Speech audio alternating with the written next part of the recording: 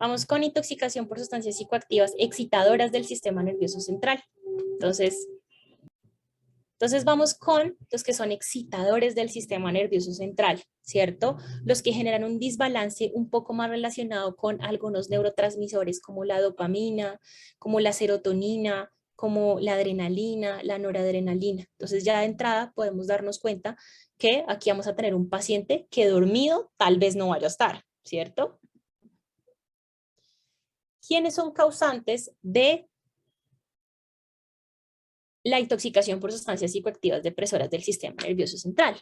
Entonces, principalmente un grupo grande que se llama simpático-miméticos o adrenérgicos, como lo quieran llamar, y la otra son los serotoninérgicos, también llamados estimulantes. Digamos que estimulantes es un error de traducción, pero son los mismos serotoninérgicos. Yo aquí les pongo ejemplos tanto de sustancias psicoactivas como unas que no son, pero es importante entender las interacciones, ¿no? Entonces, simpático-miméticos podemos encontrar derivados de la cocaína, anfetaminas y metanfetaminas.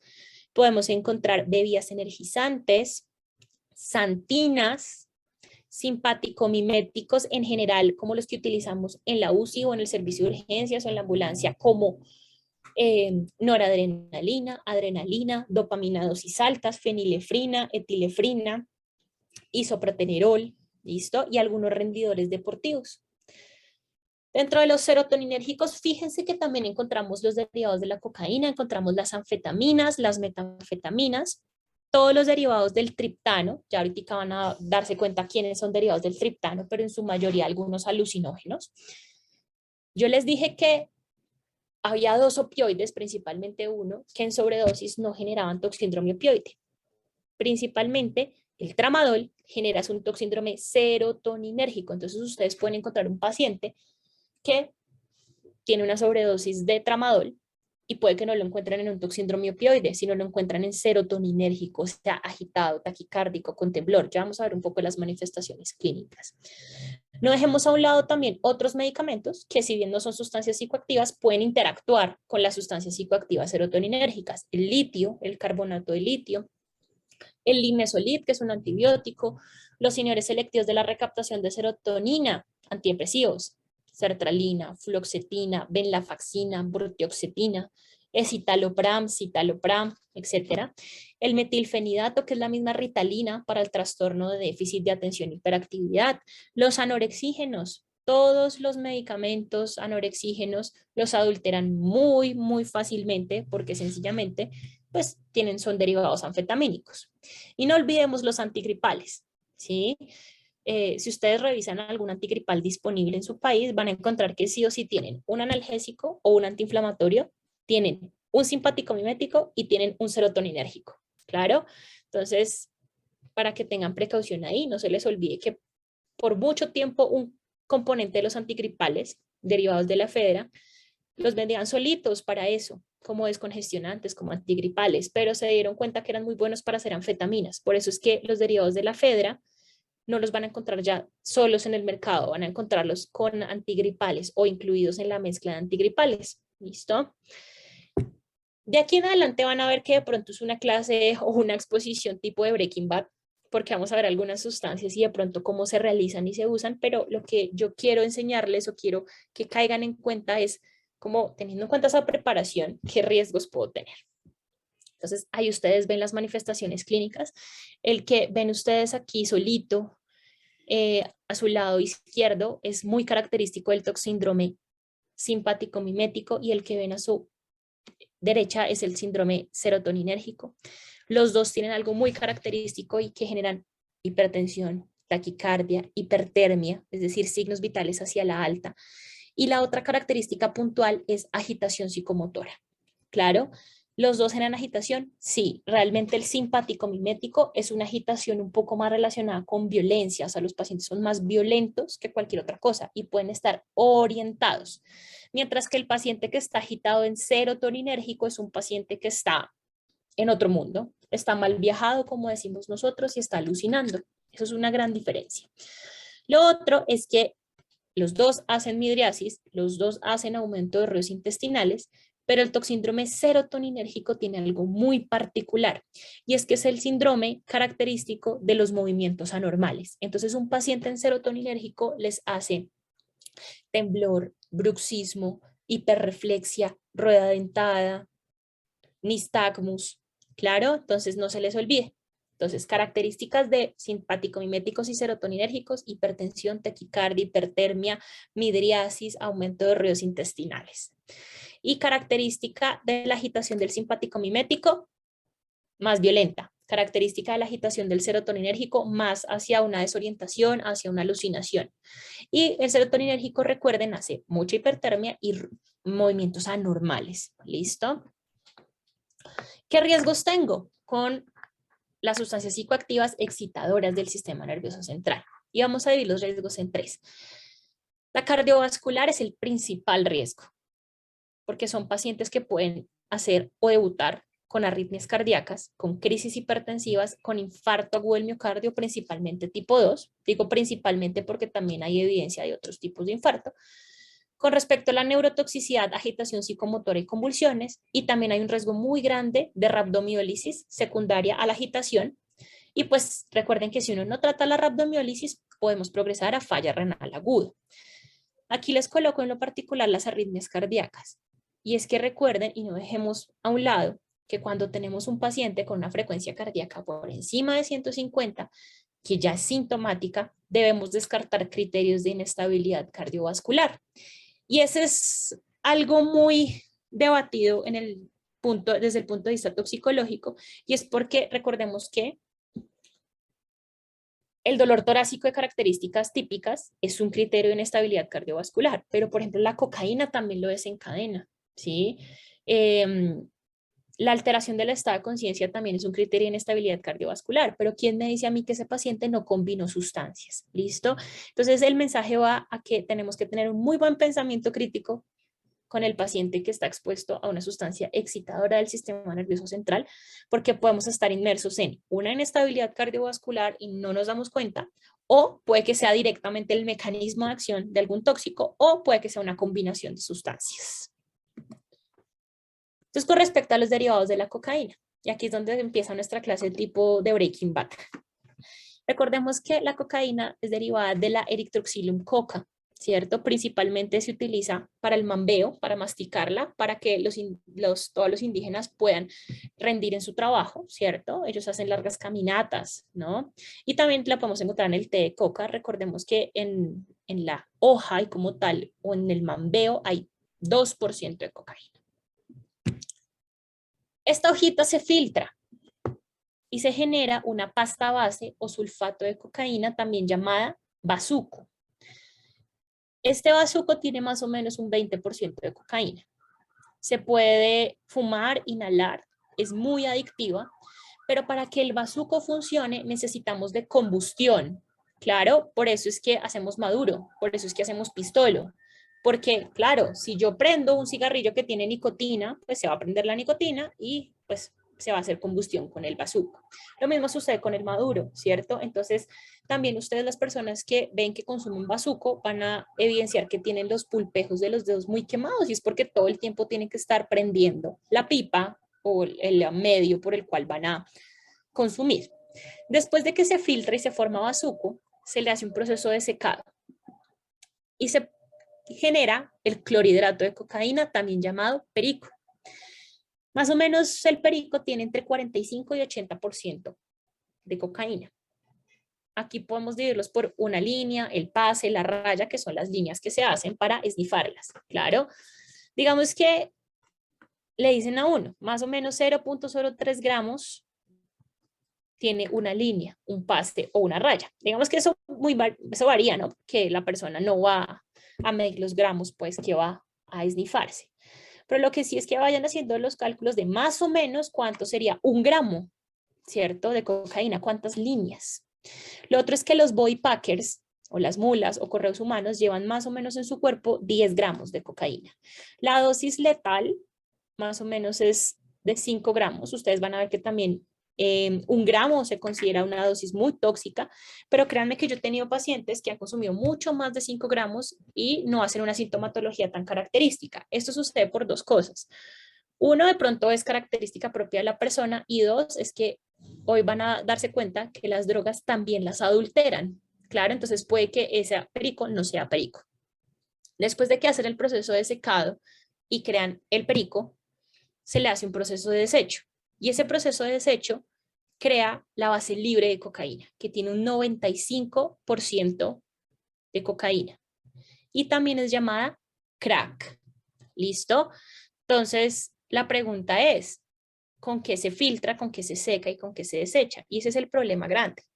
Y es que estos son los componentes que utilizan para filtrar, secar y desechar. Entonces son un montón de hidrocarburos que son supremamente tóxicos, que pueden ser gases asfixiantes, sistémicos y simples, ¿cierto? Que pueden también ser irritantes de la vía aérea, tanto superior como inferior, y que pueden llegar a ser también corrosivos. Claro, entonces ese es uno de los grandes problemas, además de que la cocaína es muy adictiva, uno de los grandes problemas, la intoxicación por otras cosas.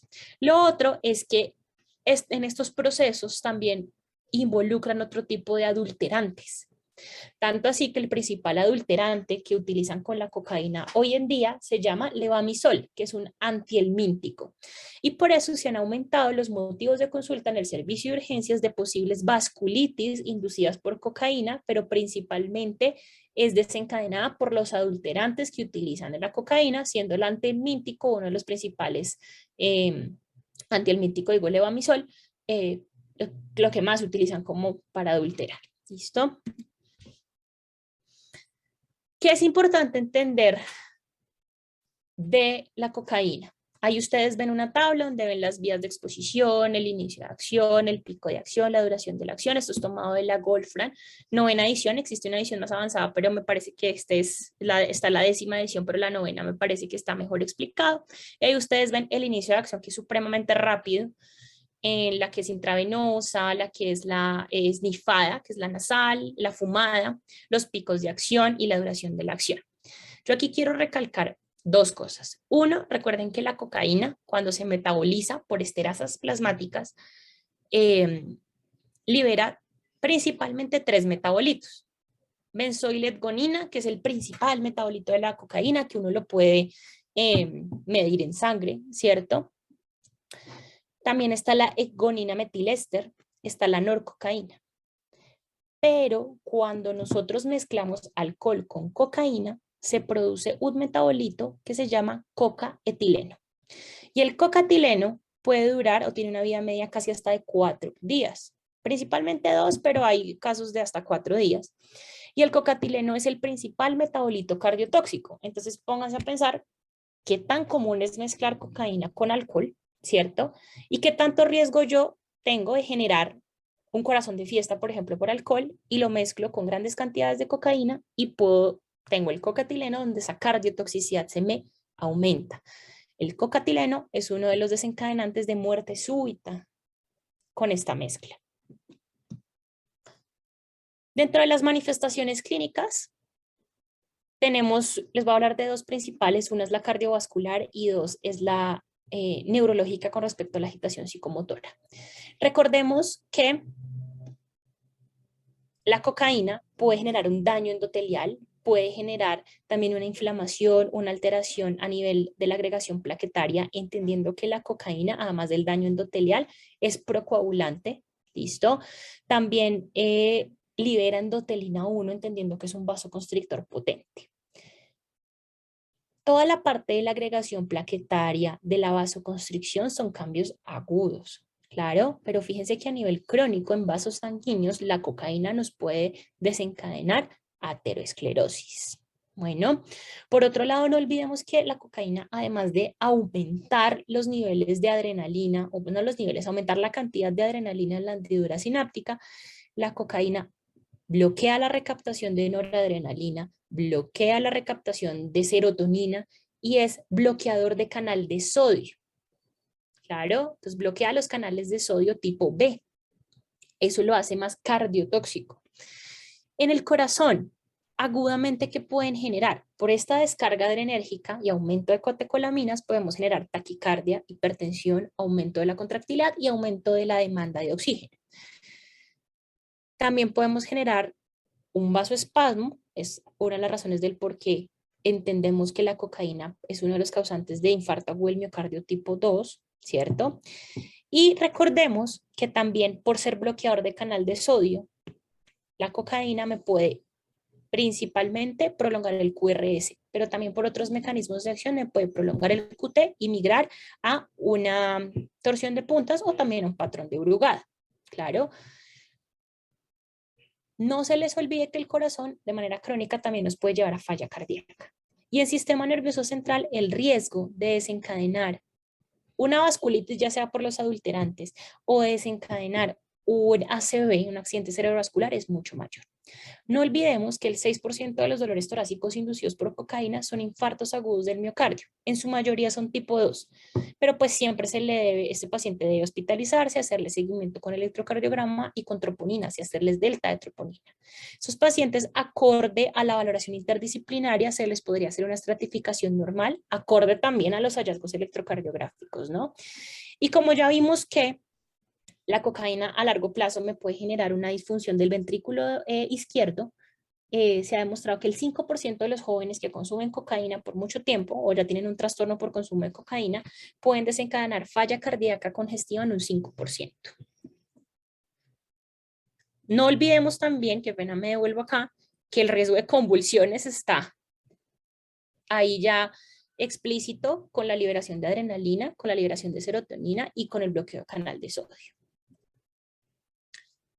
Aquí les traigo el algoritmo que sugiere la AJA. Esto lo encontré en una revista chilena. Recordemos que la AJA desde el 2010 tiene unas recomendaciones con respecto a cómo manejar el dolor torácico inducido por cocaína y derivados anfetamínicos, que es lo que sigue. Porque básicamente hay cosas muy particulares. Y es que recordemos que ya vimos que la cocaína puede generar una taquicardia de manera importante y que debemos descartar criterios de inestabilidad cardiovascular si esa frecuencia cardíaca está por encima de 150. Pero fíjense que la cocaína también genera vasoespasmo y dolor torácico. Entonces ahí nos toca decir, ok, esa taquicardia es por la cocaína, pero ese dolor torácico es por la cocaína o porque se está inestabilizando. Entonces digamos que esa es una de las razones del por qué la AJA hace esas diferencias. Lo mismo sucede con anfetaminas, ¿cierto? Entonces básicamente cuando ustedes tengan un paciente con un dolor torácico inducido por cocaína, toca administrarle la carga de aspirina, tal cual como nos la han enseñado, y benzodiazepinas. Claro, benzodiazepinas ¿de qué tipo? Intravenosas, idealmente diazepam, porque el diazepam se ha demostrado que tiene una mejor afinidad en el cardiomiocito. Si tienen midazolam, no hay problema, midazolam está bien, pero si les dan la opción de escoger, escojan diazepam. Básicamente, las benzodiazepinas pueden ser midazolam, una ampolla, no piensen en dosis bajitas de 1 a 2 miligramos, piensen en la ampolla completa, y en el diazepam también piensen en una ampolla completa de 10 miligramos. Bueno, recordemos que midazolam tenemos disponible de 5 y de 15 miligramos, yo me refiero a la de 5 miligramos. El algoritmo me dice que yo puedo intentar hasta 3 dosis de benzodiazepinas. Si el paciente, digamos que las benzodiazepinas, ¿qué me van a hacer? Porque aquí ya les estamos viendo como algo más diagnóstico, porque anteriormente ya las vimos como sustancias psicoactivas, ¿no? Pero aquí estamos viendo que son dosis prácticamente únicas. Entonces, en este caso, las benzodiazepinas, ¿qué van a hacer?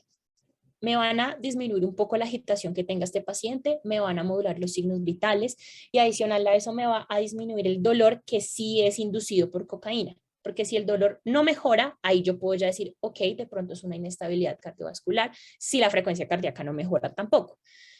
Si después de 3 dosis de benzodiazepinas el paciente no mejora, yo podría intentar una infusión de nitroglicerina, de nitroprusiato o de fentolamina.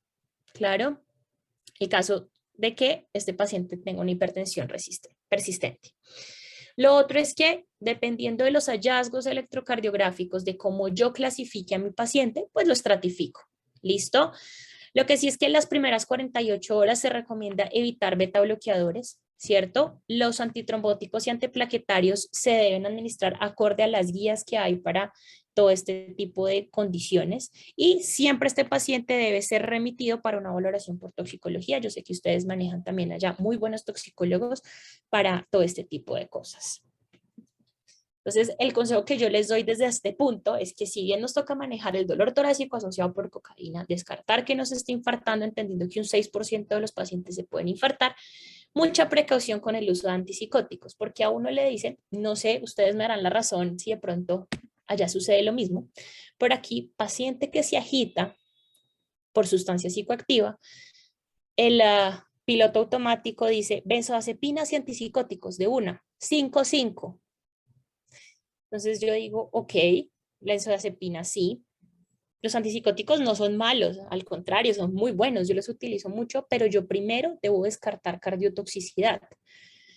Si su paciente por cocaína tiene una frecuencia cardíaca en 150 y está agitado, no le administran antipsicóticos, porque los antipsicóticos, principalmente el haloperidol, que es el que más utilizamos, prolonga el QT porque bloquea canales de potasio y además bloquea canales de sodio también. Entonces, el riesgo de que su paciente le haga una torsión de puntas inducida por el antipsicótico, donde ya teníamos de base una cardiotoxicidad por cocaína, creo que estaría mal. Entonces, los antipsicóticos dejémoslos si el paciente no mejora la agitación, pero ya hemos descartado la cardiotoxicidad. Otra complicación muy relacionada con los derivados de la cocaína es la agitación, ¿cierto? Y yo les dije que es una agitación un poco más violenta, donde si alguno de los que está conectados trabaja en el ambiente prehospitalario me dará la razón, bueno, intrahospitalario también.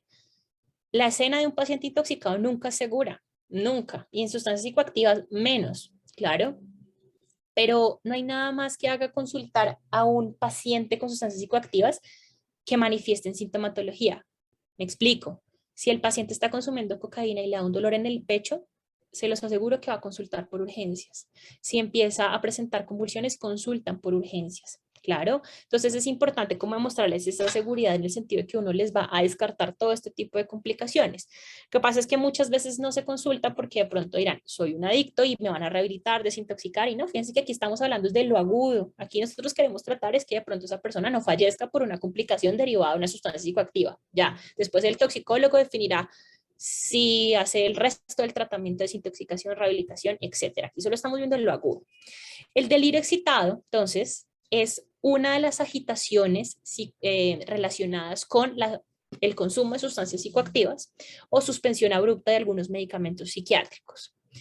Pero el delirio excitado genera tanta agitación y genera tanta violencia que se convierte en una afectación potencialmente mortal, entendiendo que se utilizan medidas para restringir el movimiento de la persona. Por ejemplo, el Taser, ¿cierto? Segundo, el gas pimienta, la capsaicina, o tercero, la posición restrictiva. Claro, entonces fíjense ahí este tipo de diferencias. No es la misma agitación psicomotora que tenemos en el servicio de urgencia, donde el paciente está agitado y uno lo inmoviliza, ¿cierto? Pero este delirio excitado va mucho más allá. Y creo que todos hemos visto en las noticias diferentes reportes donde hay personas que fallecen, donde se utilizan otro tipo de restricciones para evitar que progresen en la agitación. ¿Listo? El delirio excitado es una de las primeras causas de muerte en la escena. Con respecto a las anfetaminas y metanfetaminas, entonces recordemos que las anfetaminas y metanfetaminas tienen una vida media muy corta. Y sus vidas medias pues son muy variables. Ya les voy a decir cuáles de pronto tienen una vida media un poco más larga. Son muy liposolubles. Eso quiere decir que ingresan muy rápido al cerebro. Y adicional a eso, si la mujer está embarazada, también atraviesan rápidamente la placenta. Las anfetaminas y metanfetaminas son drogas de diseño, es decir, que muchas de ellas son generadas en laboratorio de Breaking Bad, ya ustedes lo saben. Son inhibidores de la recaptación de serotonina. Recordemos que cuando uno aumenta los niveles de serotonina en la hendidura sináptica, eso genera todas las alucinaciones que ustedes quieran, la agitación que ustedes quieran, el mal viaje que llaman. También hay bloqueo de canales de sodio, por ende también hay riesgo de arritmias cardíacas. Bloquean la MAO. La MAO es la monoaminoxidasa, que es la enzima encargada de degradar los neurotransmisores. Entonces, ellos nunca se van a degradar y van a estar todo el tiempo en la hendidura sináptica. Y adicional a eso, las anfetaminas y metanfetaminas estimulan la liberación de ADH. Por eso, si ustedes tienen un paciente que tiene una sobredosis o llega con una agitación psicomotora por anfetaminas y metanfetaminas, solicítenle un sodio, porque estos pacientes hacen hiponatremia de manera rápida. Estas son las principales anfetaminas y metanfetaminas. No les voy a hablar de todas porque si no, créanme que no alcanzamos. Entonces, las que ustedes ven en rojo, el DOP y el 2CB, esas son las que en teoría tienen vía media un poco más larga. Claro, ahí ustedes ven las diferentes manifestaciones que, si se dan cuenta, pueden desencadenar entre síndrome simpático mimético y serotoninérgico. Claro, digamos que quiero recalcar mucho que la más común que tenemos hoy en día dentro de las de vida media un poco más larga es el 2CB, 2CB, 2CB, 4-bromo, 2,5 metoxifenil etilamina, 2CB. Lo que pasa es que uno escribe como la parafernalia le dice a uno, TUSI, ¿no? TUSSI, pero ya se dieron cuenta que se le dice 2CB es por la abreviatura de su molécula o de su estructura química. El 2CB también es conocido como la cocaína rosada, que es la que ustedes ven ahí en la foto, que cocaína no tiene, tiene es 2-bromo, 2,5 metoxifeniletilamina. ¿Claro? Lo otro es que las que ven en verde, ahí ustedes ven las metcatinonas, está el CAT, la efedrona, las sales de baño. Entonces van a decir, ¿cómo así sales de baño? No, lo que pasa es que las sales de baño, o se van a dar cuenta que una de las presentaciones de las catinonas es en forma de sales de baño. También vemos el DOM, el STP. Tenemos la más común y la más conocida, llamada éxtasis. También la conocemos como MDA, como MOLI, como EVA. ¿Listo? Esas son metanfetaminas. Entonces, si ustedes se dan cuenta, DOP, 2CB, sales de baño, STP, son anfetaminas. Mientras que el éxtasis, que la conocemos en forma de tabletas o de, sí, dulces, podrían decir, así dicen muchos pacientes míos, o las tabletas tienen una forma característica, perdón, tienen una forma característica, esas son metanfetaminas. Claro, entonces pilas, porque ustedes le dicen al paciente, ¿usted dónde está? No, estaba con Molly. Y mi amiga Molly vendría haciendo éxtasis. ¿Listo? También está el análogo del MDA, que básicamente es llamada LOVE. Y también genera mucho, pues, un toxíndrome mixto, simpático mimético y serotoninérgico. Y tenemos una metanfetamina muy particular que se llama Speed o Crystallize. ¿Listo? Muchas veces se piensa que el LSD, que es otra anfetamina, ya vamos a ver si es anfetamina o no, vienen en forma de papeleta, como la foto que ustedes van ahí en la mitad. Resulta que no solamente el LSD viene en forma de papeleta, el DOP, que es el primero que ustedes ven de rojo, también puede venir en forma de papeleta. Y no es que la papeleta sea la sustancia psicoactiva, es que la papeleta la impregnan con la sustancia, una sustancia líquida, que es la anfetamina o la sustancia que va a generar pues todas las manifestaciones clínicas. Recordemos que las que vienen en forma de papeleta se pueden absorber por diferentes mucosas, entonces no olvidemos examinar al paciente. Siempre es importante identificar las interacciones, los diagnósticos diferenciales toxicológicos y no toxicológicos. Recuerden que un paciente que alucina también puede ser por múltiples otras causas. Recordemos también los antidepresivos tricíclicos, los inhibidores de la monoaminoxidasa me pueden empeorar cualquier manifestación clínica relacionada. Y lo otro es que, por ejemplo, si ustedes solicitan un perfil toxicológico de antidepresivos tricíclicos, puede que salga positivo para anfetaminas.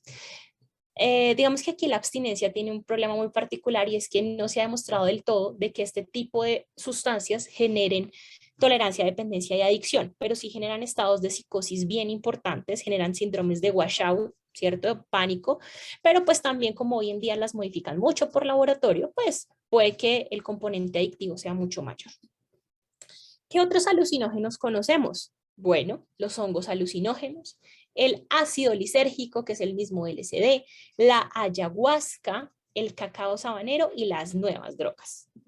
Entonces, ¿qué sabemos de los hongos alucinógenos?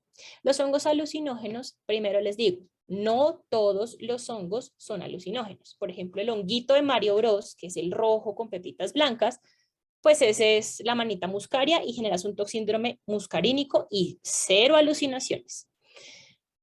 Los hongos alucinógenos son los que tienen psilocibina y la psilocibina tiene un metabolito que es la psilocina, que es un derivado de la triptamina, que es un alcaloide, y ahí es donde se genera este poder como psicoactivo y como este poder alucinógeno. ¿Listo? Los hongos alucinógenos se utilizan hace muchísimos años, muchísimos años. Recuerden que también se pueden vender en los coffee shops por allá en Ámsterdam, los mezclan con miel. Y hoy en día, no sé si alguno de ustedes ha leído, muchas psiquiatras, médicos, terapeutas hacen terapia psicodélica, que básicamente es una terapia con alucinógenos. Si quisieran saber más al respecto, no para prescribirla, sino para saber todos los riesgos que hay y qué se está haciendo hoy en día, les recomiendo un libro que se llama El arte de drogarse, de un médico colombiano, que se llama Albert Ávila. Entonces, ahí para que lo tengan en cuenta. Los hongos alucinógenos generan principalmente un toxíndrome muy rápido, serotoninérgico. Y el tratamiento es netamente sintomático. Entonces, les voy a mostrar los hongos que son alucinógenos, es decir, los hongos que tienen psilocibina. El principal es la amanita citrina. Recuerden que hay diferentes tipos de amanitas. La que genera alucinógena, la que es la alucinógena y tiene psilocibina es la amanita citrina. La familia de los conocibes, que yo me las aprendí como las sombrillitas.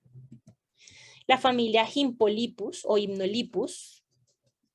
La familia Paneololus o Paneolus. La familia psilocibe, que es la más característica, que es la que encontramos en los coffee shops y con la que hoy en día están haciendo la terapia psicodélica.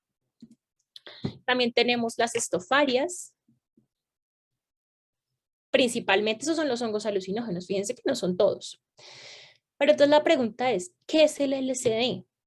Porque muchas veces se entiende que como son papeletas, son drogas de diseño, ¿cierto? Esta imagen que ustedes ven a su izquierda es unas papeleticas que me regaló un paciente que me dijo, doctora, se las regalo para que usted las tenga ahí para cuando dicte clase. Y miren que las estoy utilizando cuando sobre todo dicto mis ponencias.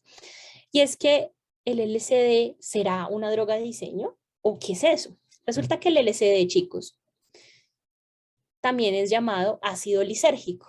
¿Sí? El ácido lisérgico se deriva o lo extraen de un hongo que se llama cornezuelo de centeno. ¿Listo? Lo que pasa es que ese ácido lisérgico no es nada adictivo y no genera nada alucinógeno.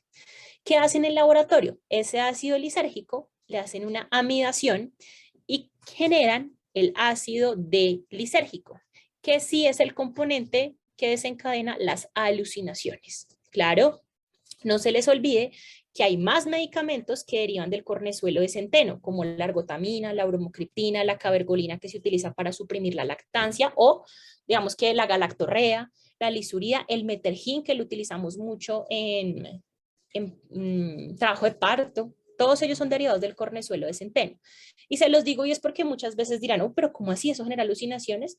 No, porque ya saben que lo que se deriva del cornezuelo de centeno es el ácido lisérgico que no tiene el componente psicoactivo. Tienen es que modificarlo en laboratorio para generar el componente, digamos que psicoactivo y el componente que genera las alucinaciones. Esto que ustedes ven aquí es el cornezuelo de centeno. La ayahuasca o yagé es una bebida que se produce con la mezcla de varias plantas. Principalmente, ustedes ven ahí la familia. El yagé también es conocido como ayahuasca o bejuco. También ustedes ven ahí otros nombres. En la Amazonía, los indígenas mezclan la familia Malpighiaceae con la Psychotropia viridis.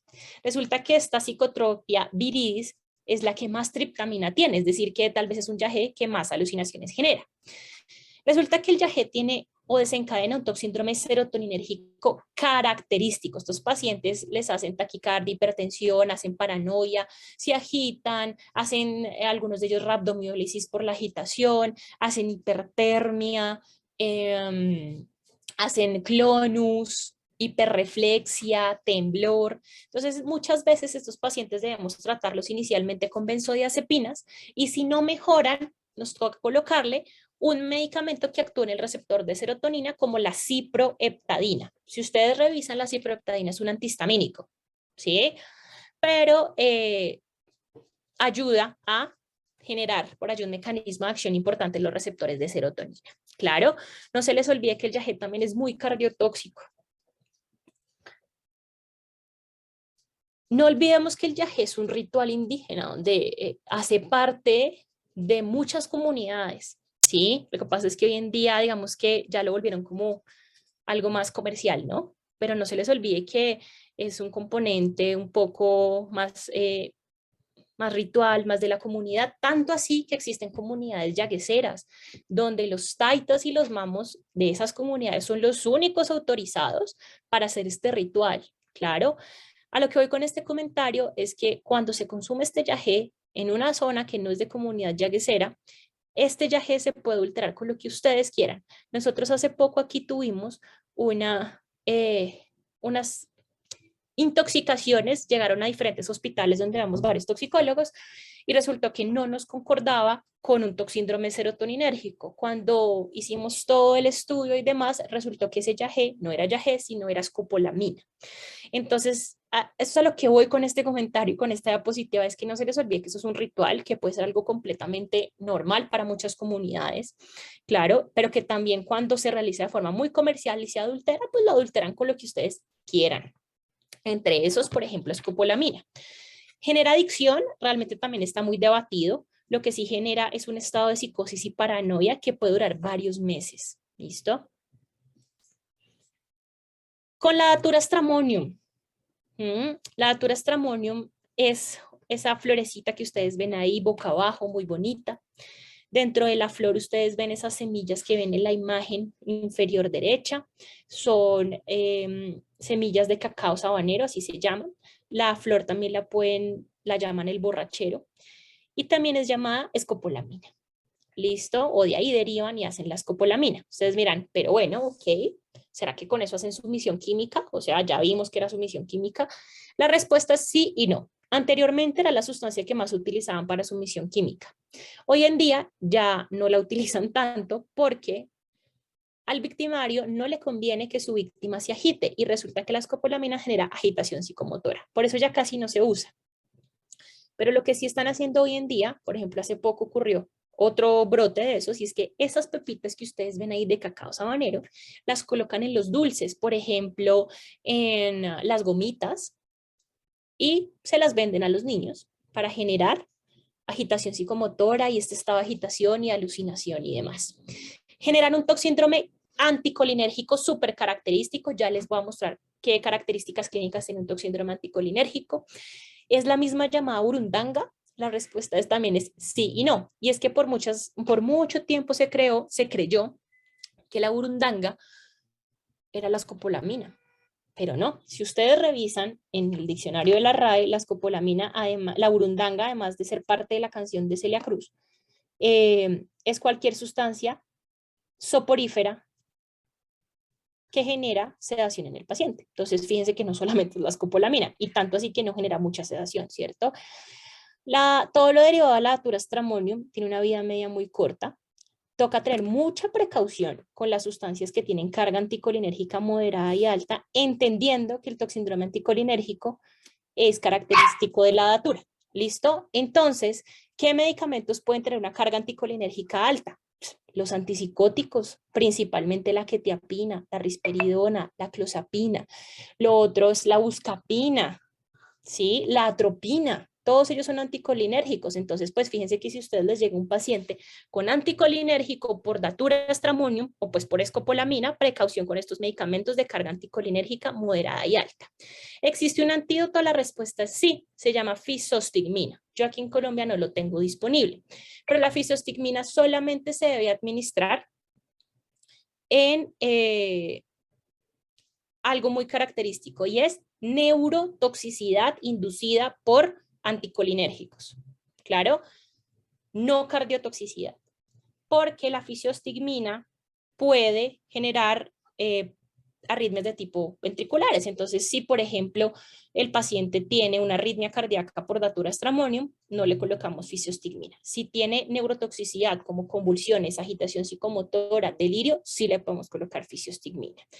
Entonces, teniendo en cuenta eso, yo les he venido hablando del toxíndrome anticolinérgico. Anticolinérgico, bueno, pues ¿qué es? Básicamente es hipertensión, taquicardia, hipertermia.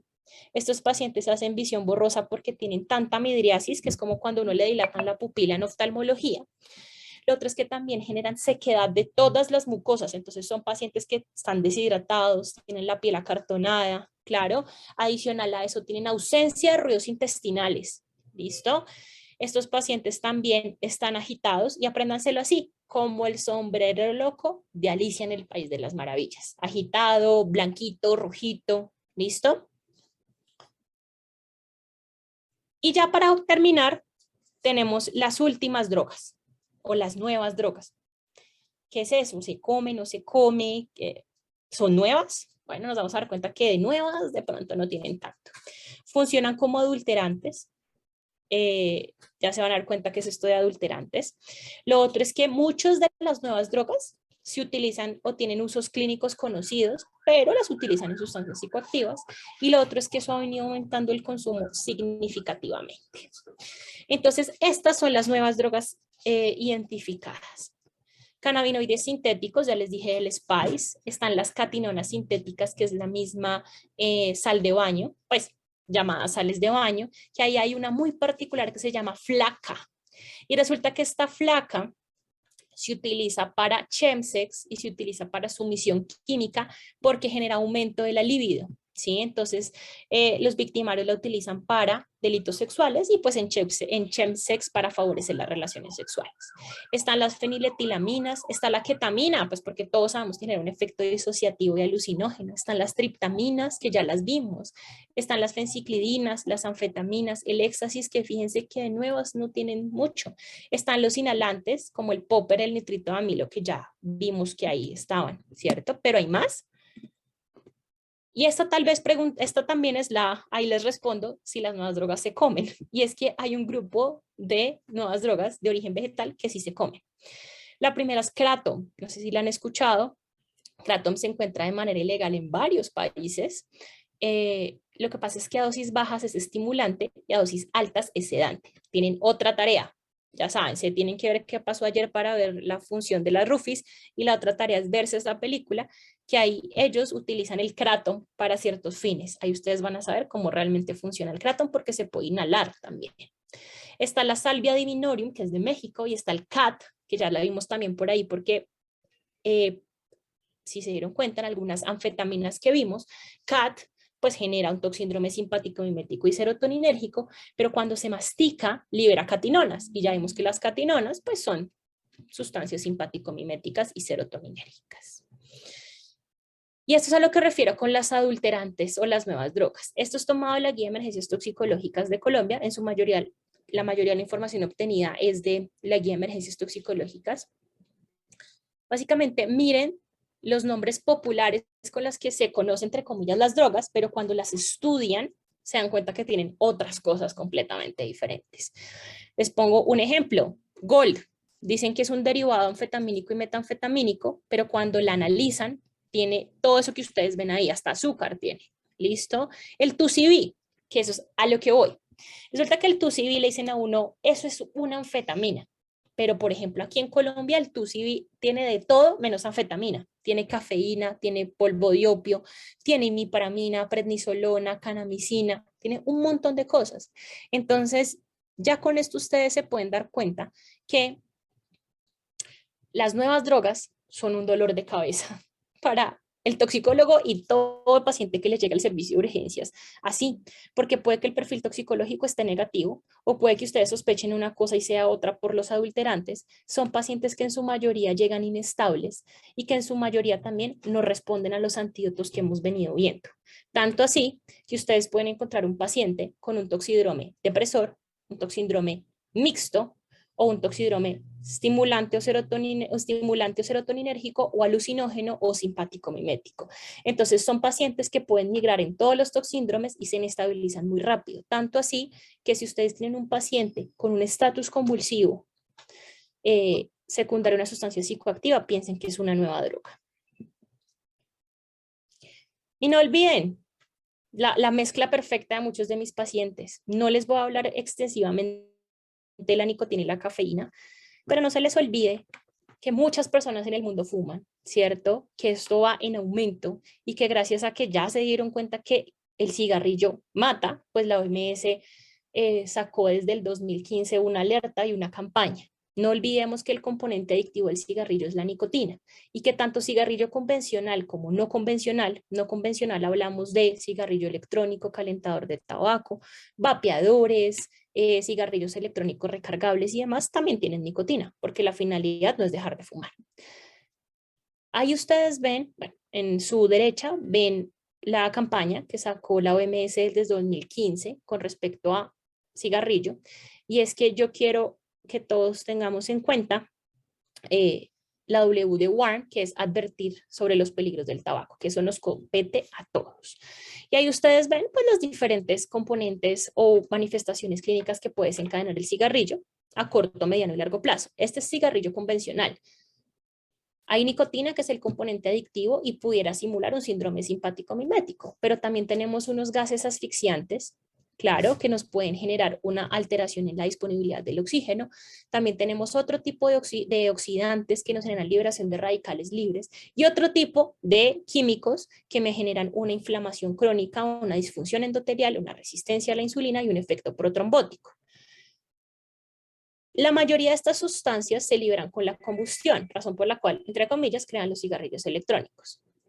Claro, que generan menos daño. La respuesta es sí, generan menos daño, pero no son del todo inocuos. Ahí ustedes ven las sustancias que liberan los cigarrillos no convencionales. Compuestos orgánicos volátiles, partículas ultrafinas, también tienen nicotina, algunos metales, también hay sustancias cancerígenas, esto es tomado de la CDC, y también muchos otros hidrocarburos, ¿sí? Teniendo en cuenta, por ejemplo, con los vapo o vapeadores, pues que tienen muchos hidrocarburos que se utilizan como saborizantes y demás. No olvidemos también que muchos vapeadores se les puede cambiar la sustancia y no necesariamente tiene que ser nicotina, sino marihuana también. Y con la cafeína, no quiero irme con una marca en particular porque todos conocemos muchos bebidas energizantes y es básicamente, no olvidemos que la cafeína, principalmente la que está en las bebidas energizantes, pues si lo combinamos con otros cardiotóxicos como los que acabamos de ver, pues aumentamos el riesgo arritmogénico. Las combinaciones también juegan un papel importante ahí y por eso, por ejemplo, aquí el INVIMA, que es la entidad regulatoria de medicamentos, regula su consumo. O sea, ellos en las latas sale cuántos miligramos o gramos de cafeína debe haber por cada 100 mililitros de la lata. ¿Generan adicción?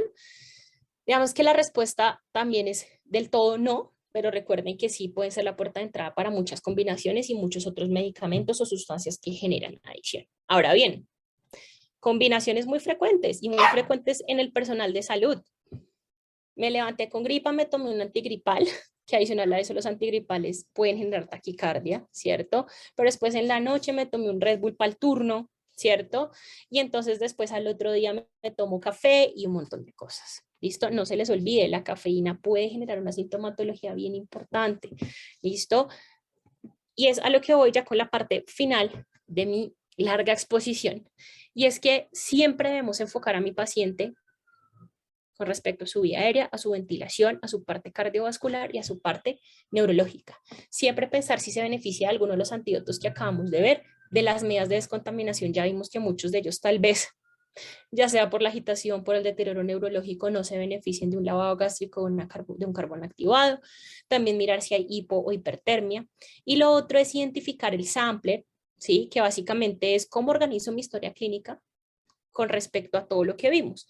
Entonces, el mensaje final va a que si bien preguntamos signos y síntomas, alergias, medicamentos, patologías, última ingesta y exposición, en última ingesta, no olvidemos preguntar que a qué horas comió por última vez para ver si de pronto nos beneficiamos de una secuencia de intubación rápida, o más bien preguntemos la última vez que tomó café, la última vez que tomó una bebida energizante. Fíjense que hace poco vi una paciente que se tomó 4 tazas expresos dobles de café, entendiendo que de grano, perdón, y el grano es el que más cafeína tiene. Adicional a eso se tomó 2 bebidas energizantes, ¿cierto? Y un antigripal. Entonces, es importante tener en cuenta como estas complicaciones, ¿no? Entonces pregunten en última ingesta no solamente a qué horas comió por última vez, pregunten cosas derivadas de la cafeína, brownies de marihuana, ¿cierto? Importante. Y en últimos, en medicamentos, pues preguntemos también medicamentos como por ejemplo un cannabis, dónde lo compró, pregunten el frasco si tiene el registro por la entidad regulatoria y demás. Entonces el mensaje va a tratar al paciente, más no al tóxico. En conclusiones, tenemos que individualizar a cada paciente, tratemos el paciente más no el tóxico, identifiquemos los riesgos. Es importantísimo comunicarnos, créanme que lo que pasa desde la escena hasta que le llega a uno, ya sea urgencias, hospitalización o en UCI, es indispensable, porque muchos me darán la razón y es que muchas veces uno en toxicología tiende a jugar como Doctor House y CSI, porque muchas veces no tenemos información de nada. No todo requiere una media descontaminación, utilicemos los antídotos de manera adecuada, recordemos que el síndrome de abstinencia debemos manejarlos, que las drogas también las adulteran, que tienen muchos contaminantes en sus procesos y pues recuerden consultar a su toxicólogo de cabecera, sé que cuentan en Perú con muy buenos toxicólogos. Les dejo mi maravillosa y caótica Bogotá. Bienvenidos cuando quieran. Ahí tienen mi correo por si quieren, por ejemplo, la literatura de la cual saqué mi presentación. Y muchas gracias.